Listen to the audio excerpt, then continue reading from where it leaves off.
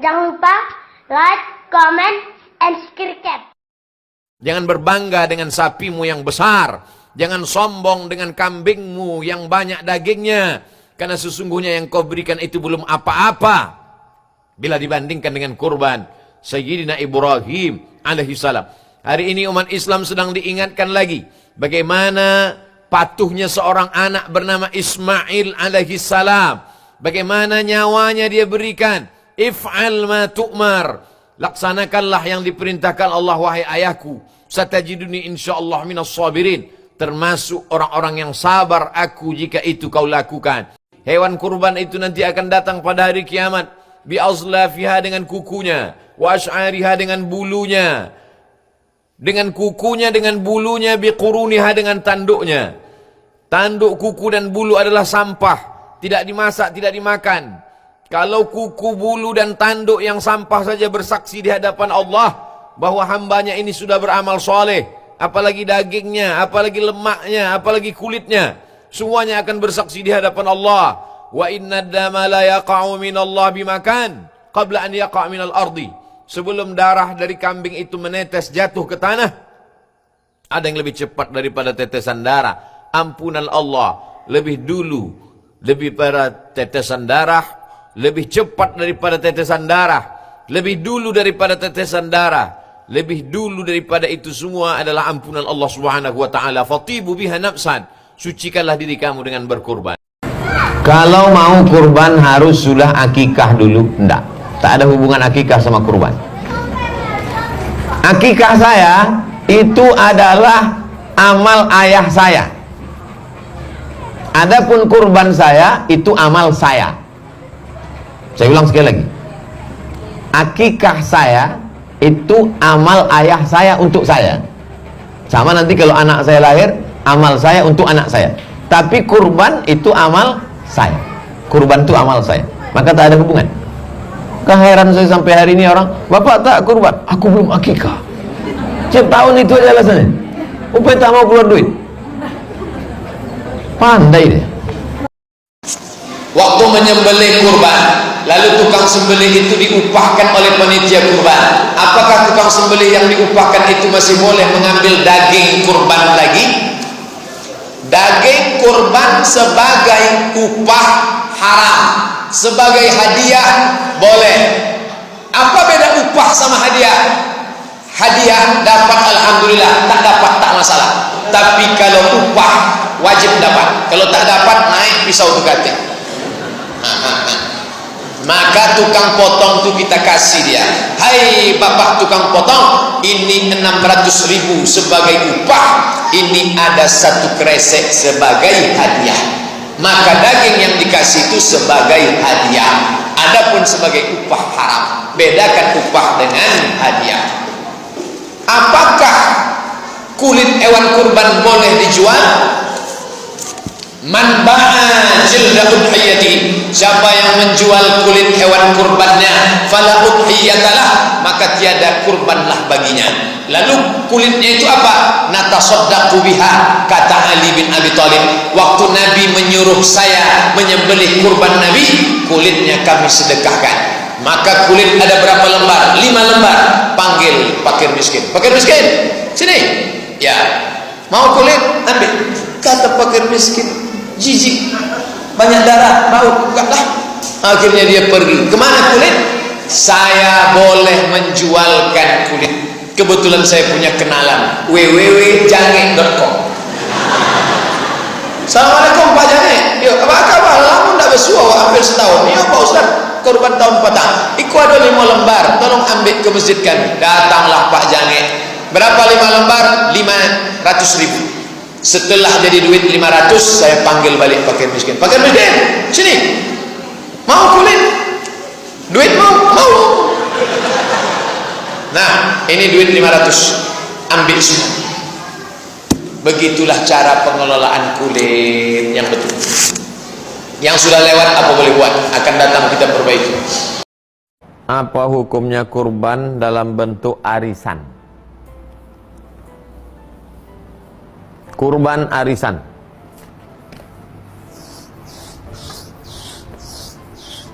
Arisannya 2,5 juta.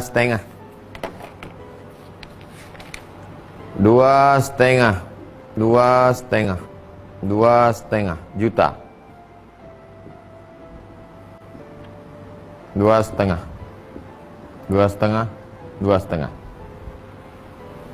arisan lah kita. Arisan kita goncang ya. Siapa yang keluar namanya, dia yang kurban tahun ini. 2,5 harga peserta kurban. Begitu diguncang, keluar nama C, maka dia yang berkurban tahun ini. Yang lain membayar. Maka sesungguhnya si C ini sedang berutang.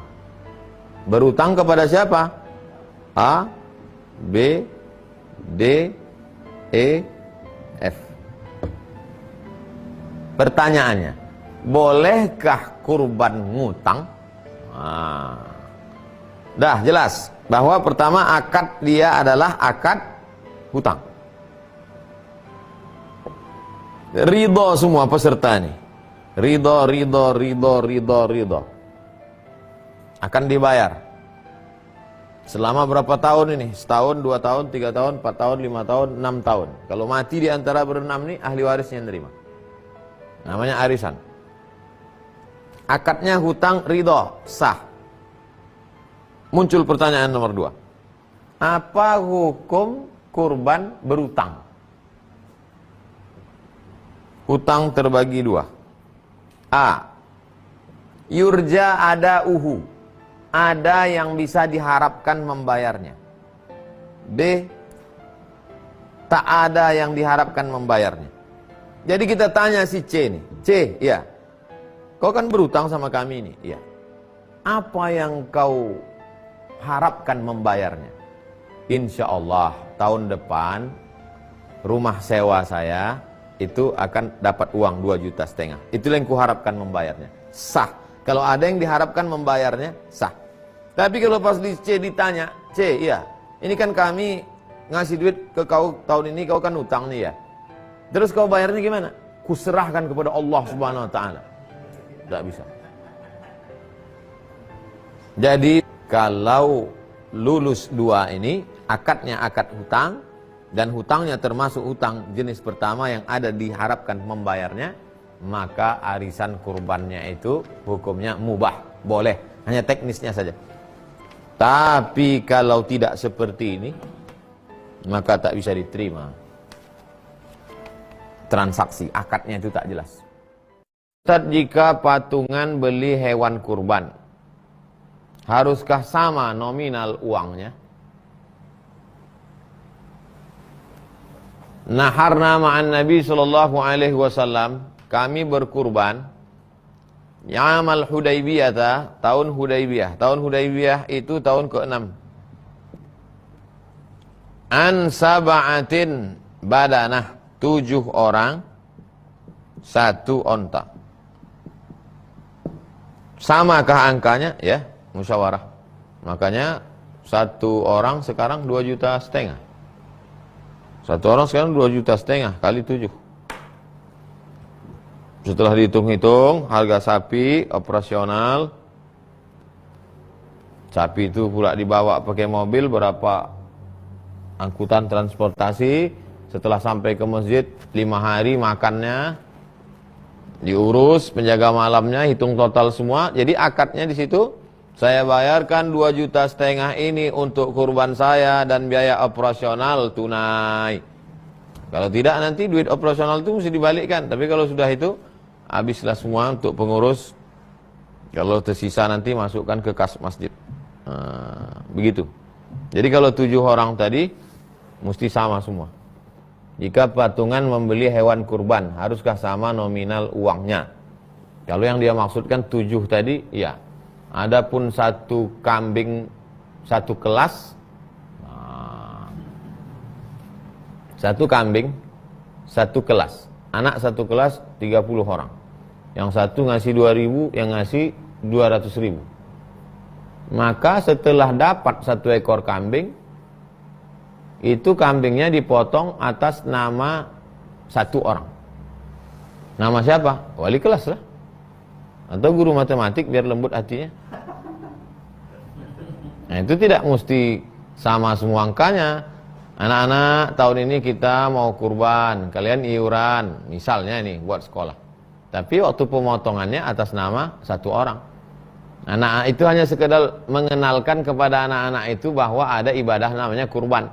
Tapi jangan katakan berkurban satu kambing 20 orang. Itu pembodohan. Nanti pas dia sudah remaja nanti dibuatnya macam itu. Na'udzubillah. Tapi yang berkurban ini atas nama satu orang. Saya nggak mau lah, Bu. Masa kami yang ngasih duit yang berkurban ibu? Kau kalau tak mau tak naik kelas? Mau.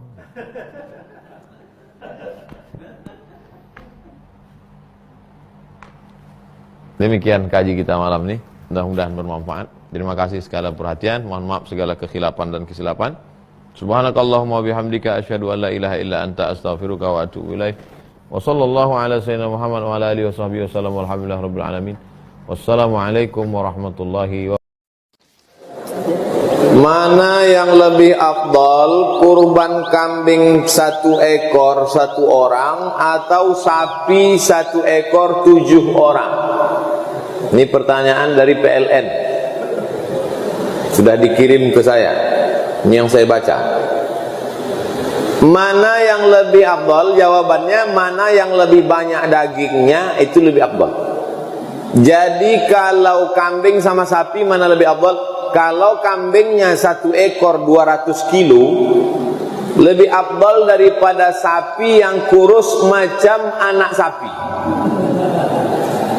Kalau sapinya sapi limosin 1 ton, itu lebih afdal daripada kambing kacang, kambing kampung, kambing kurus. Jadi mana yang lebih banyak dagingnya, itu lebih afdal. Itu makanya berkurban kambing jantan dengan sapi jantan lebih afdal daripada kambing betina dan sapi betina. Setelah diteliti, pertama kalau sapi betina yang dipotong itu terputus nanti keturunannya, karena sapi jantan itu tak perlu banyak-banyak, itu makanya perlu dipotong. Sapi betina dibiarkan banyak biar supaya berkembang biak. Ini hukum boleh berkurban sapi betina, boleh. Karena dari beberapa masjid tak mau motong sapi betina, akhirnya harga sapi jantan melambung tinggi. Padahal masalah afdal tak afdal, mana yang paling enak dagingnya, itu yang afdal.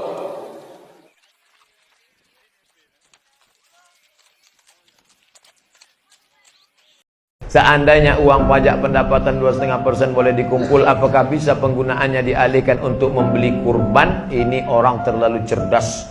Sekali dayung 2-3 pulau terlambat. Hanya zakat saja untuk zakat.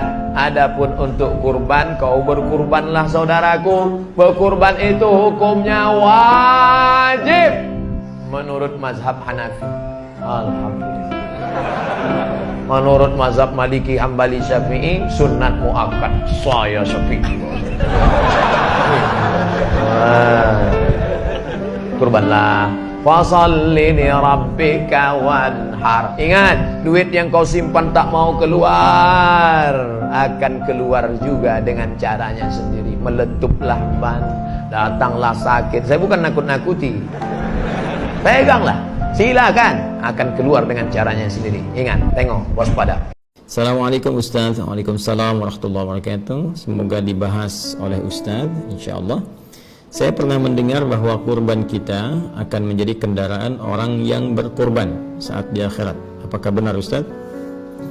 Oh ya, saya pun demikian, pernah mendengar dan membaca juga referensi-referensi terkait, khususnya ada riwayat yang disandarkan kepada Nabi sallallahu alaihi wasallam dengan kalimat istafrihu dhahayakum, ya gemukkanlah, baguskanlah hewan-hewan sembelihan kalian, fa innaha matayakum 'ala sirat.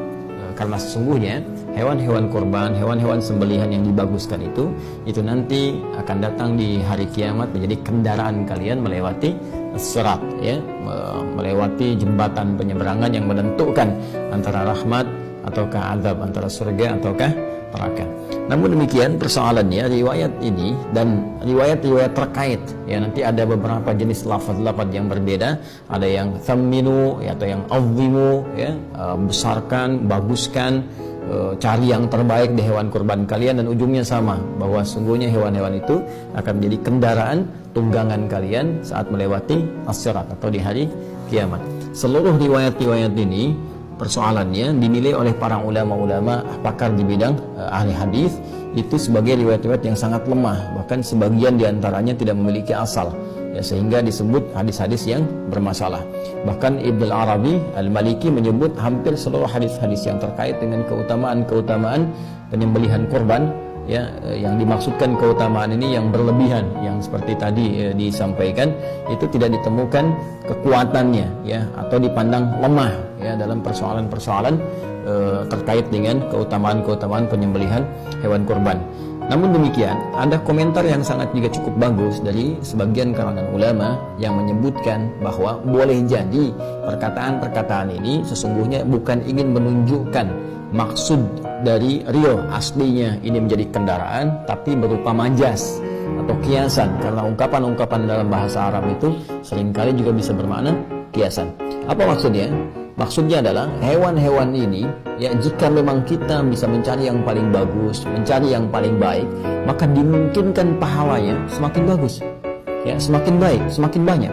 Dan dengan banyaknya pahala ini yang akan memudahkan kita melewati as-sirat, karena timbangannya semakin besar, timbangan semakin banyak. Nah, ini memberikan isyarat kepada kita bahwa jika kita akan berkorban, maka dengan anggaran yang mungkin kita bisa keluarkan, cari yang paling bagus hewannya. Jika harta kita misalnya cukup berlebih, maka dengan harta itu cari yang paling terbaik ya, cari yang paling bagus, yang paling gemuk, yang paling banyak manfaatnya. Maka dari situ apa yang bisa didapatkan? Keikhlasan kita dengan berkorban itu yang menjadikan pahala bisa berlipat. Dengan pahala berlipat, mizannya semakin kuat, semakin berat, dan dengan semakin berat ini itu yang berpeluang kemudian menghadirkan ridha Allah Subhanahu wa taala, menutupi kesalahan kita sehingga mempercepat kita melewati sirat. Barangkali ini yang dimaksudkan menjadi kendaraan dalam konteks amalnya, bukan konteks kemudian hewannya. Karena Allah sendiri menyampaikan dalam surat Al-Hajj ayat ke-37, la yanalallaha luhumuha wala dima'uha walakin yanaluhu taqwa minkum. Yang sampai kepada Allah itu bukan dagingnya, yang sampai bukan darahnya, tapi yang sampai kepada Allah ketakwaan kita ya. Dan dengan takwa ini kendaraan terbaik dan pakaian terbaik yang kita kenakan untuk bisa menghadap Allah dan mempercepat kita melewati sirat guna menuju rahmat Allah Subhanahu wa taala, yaitu surganya. Walibasut taqwa dzalika khair, dan pakaian takwa itulah pakaian yang terbaik. Sekali lagi, jangan bersandar kepada hadis ini karena hadisnya sangat lemah, bahkan sebagian besar adalah diduga palsu, tapi boleh memaknai hadis ini dengan makna kiasannya dengan pengertian yang tadi saya sampaikan. Allahu ta'ala alam bissawab.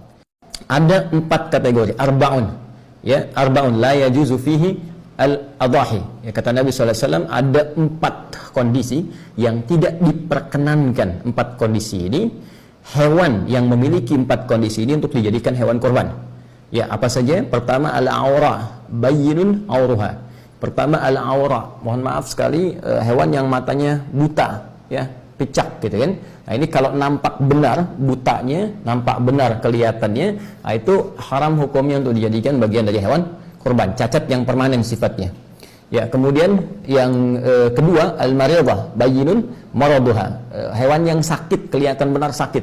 Ya, dengan segala jenis penyakit yang kiranya bahkan ketika disembelih bisa membahayakan ya bagi orang yang mengkonsumsinya. Ya, kita bisa lihat kadang-kadang, mohon maaf ya, ketika dicek oleh bagian dinas kesehatan misalnya untuk hewan, ternyata ada bagian hewan kurban yang mohon maaf sekali tumbuh belatung ya, ketika dibuka itu kemudian dicek ternyata sakit, ada yang flu hewan dan sebagainya.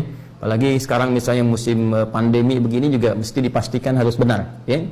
Kemudian juga yang ketiga adalah pincang ya, yang jelas kepincangannya. Jadi karena kondisi tertentu cacat permanen di salah satu kakinya misalnya, ini nggak boleh juga ya. Kemudian yang keempat, ini yang tidak kalah penting, kurus ya, terlampau kurus. Jadi hewan yang la tanqa, al-kasir alladzi la tanqa, hewan yang terlampau kurus yang nggak ada dagingnya. Ya, hati-hati, ini sangat sensitif sekali masalah ini, karena kurban pertama yang diperintahkan oleh Allah kepada dua anak Nabi Adam alaihi assalam, ya, itu terkait dengan spesifikasi yang dimaksudkan. Nanti ada di Quran surah ke-5 ya, Al-Maidah ayat ke-27. Watlu alaihim naba abnai Adam bil haqq ya idh qarraba qurbanan fatuqabbala min ahadihima wa lam yutaqabbal min al-akhar. Watlu alaihim naba abnai Adam bil haqq. Ya Muhammad sallallahu alaihi wasallam, coba bacakan, pahamkan, ya, sampaikan kepada umatmu supaya mereka memahami, mengerti tentang kaidah kurban yang pertama kali diperintahkan pada dua anak Adam alaihissalam. Kisahkan kisah kedua anak ini dengan kisah yang sesungguhnya, sebenar-benarnya. Ya, kenapa ada kalimat bil haqq itu? Ya, karena memang banyak versi Israiliyat yang menceritakan kisah pengorbanan ini dengan kisah-kisah yang terlampau jauh dari kebenaran. Karena itu diminta Rasulullah SAW untuk meluruskan kembali sehingga kisahnya bisa benar. Di antara yang paling penting pada kisah ini adalah qurbana, ketika keduanya diperintahkan oleh Allah untuk menghadirkan kurban demi menyampaikan hasil putusan, ya, dari keinginan keduanya untuk bisa menikahi salah satu pasangan yang diperselisihkan. Ya, telah ditetapkan yang satu secara silang, kan? A kemudian ke C, B kemudian ke D, tapi ternyata yang A menginginkan pasangan yang berbeda, sehingga di situ dimintakan oleh Allah Subhanahu wa taala, ayo berikhtiar kalau begitu. Ya, nanti yang paling serius, yang paling benar, yang paling bagus takwanya, dia bisa mendapatkan apa yang dia inginkan. Ikhtiarnya dengan apa? Kurban. Nah, karena itu kurban ini teman-teman sekalian menjadi sebuah wasilah untuk berikhtiar supaya kita mendekat kepada Allah, yang dengan pendekatan itu, ini salah satu hikmahnya, kita bisa bermohon, dan permohonan kita itu akan terjadi percepatan dalam pengabulannya. Ya, kalau saya sedikit lompat sebentar, ya, kurban itu salah satu wasilah takwa. Ya, salah satu wasilah takwa. Karena nanti di ayat lain di Quran surah ke-22 Al-Hajj, ketika Allah berfirman, la yanalallaha luhumuha wala dima'uha walakin yanaluhu taqwa minkum. Ya, yang sampai kepada Allah bukan darahnya, bukan dagingnya dari kurban itu, tetapi ketakwaan Anda. Ya, takwa itu menunjuk pada kesungguhannya, keseriusannya. Nah, jadi nanti yang dilihat dari dua anak cucu Adam ini, ya, jadi bukan sekedar apa yang dikorbankan, tapi keseriusan yang menjadi gambaran dari nilai takwa yang tersemai di dalam jiwa. Nah, apa yang nampak itu? Fatuqabbala min ahadihima wa lam yutaqabbal min al-akhar. Maka dari ciri takwa ini kelihatan, satu kata Allah diterima, yang benar-benar menghadirkan nilai takwa ketika berkorban, yang satu lagi ditolak. Ketika ditelusuri kemudian kisahnya, ternyata yang diterima ini, Masya Allah, dia punya hewan ternak. Kemudian dari sekian hewan ternak itu, ada di antara hewan yang sangat dia sayangi, berikan perhatian, jadi gemuk, yang paling bagus, ya, dagingnya paling bagus, yang paling gemuk, yang paling bersih. Nah, itu yang dia pilih untuk dikorbankan. Ya, itu yang dia ajukan. Sementara yang satu lagi, dia punya perkebunan. Dari hasil kebunnya itu, ternyata dia berpikirnya begini, ya, seperti kelihatan logis, padahal dalam nalar syariat ini tidak masuk. Ya, seperti kelihatan logis dalam akal pikiran, padahal dalam nalar syariat ini tidak masuk. Jadi dia berprinsip begini, sudahlah, ini kan yang bagus-bagus dari hasil kebun, saya aja yang makan. Toh Allah nggak akan makan ini, jadi saya kasih yang jelek-jeleknya aja. Dia korbankan yang jeleknya, ya, dengan asumsi bahwa Allah nggak makan, Allah nggak minum, Allah nggak butuh ini. Yang butuh, penting gitu kan, saya korban. Ternyata prinsip yang seperti ini tidak mendapatkan penerimaan di sisi Allah Subhanahu wa taala. Sampai muncul penegasan, hei, ini hewan paling bagus pun, yang sampai pada Allah bukan hewannya. Memang betul, bukan hewannya, bukan darahnya, tapi kesungguhan engkau dalam mempersembahkan itu. Ya, kesungguhan engkau dalam menyiapkan itu. Kamu nggak sungguh-sungguh nih. Korban kamu cuma yang jelek-jelek, korban kamu nggak bernilai, nggak ada kualitasnya. Maka diterimalah yang satu yang serius, yang ini ditolak. Dari sinilah kemudian muncul syariat kemudian sampai kepada kita untuk menunjukkan kesungguhan dalam berkorban. Jadi jangan sampai begini, cari yang biasa-biasa, apalagi punya aib yang 4 tadi, ya. Karena ini murah misalnya, ambil. Ini yang pincang aja, harganya diskon 50%. Nah, itu nggak bisa. Ya, maka orang-orang yang berkorban dari hasil-hasil yang tidak baik, maka sudah pasti tidak akan mendapatkan penerimaan dan tempat di sisi Allah Subhanahu wa taala. Termasuk dikiaskan kepada harta yang dibelanjakan untuk korbannya. Ini juga menjadi penting. Ya, awas, hati-hati, uang hasil korupsi nggak boleh pakai kurban.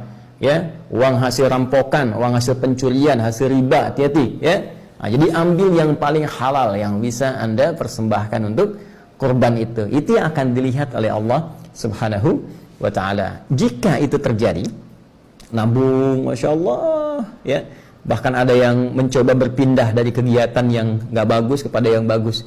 Ya, misal biasa merokok, mohon maaf ya, tiba-tiba dia pengen beralih, uang itu dia tabung tuh, tabung terus beli hewan kurban. Wah, itu luar biasa tuh. Ya, itu luar biasa. Nah, apalagi dari Anda nabung yang paling halal, paling baik, ya, alih-alih beli dunia, Anda belikan hewan kurban. Kemudian di situ ketika disembelih, Anda berdoa. Masih ingat tadi? Yang dilihat takwanya. Ketika takwa itu muncul, perhatikan Quran surah kelima Al-Maidah ayat 35. Ya ayyuhalladzina amanu ittaqullah wabtaghu ilaihil wasilah. Hai orang-orang beriman, tingkatkan takwamu kepada Allah dan jadikan peningkatan takwa itu sebagai wasilah untuk mencari apa-apa yang engkau ingin harapkan. Jadi ketika itu sudah selesai kurban, langsung berdoa, minta sama Allah. Barangkali dari sekian hal yang belum Anda dapatkan itu, inilah momentumnya untuk mempercepat pengabulan doa yang Anda lama telah ingin sampaikan.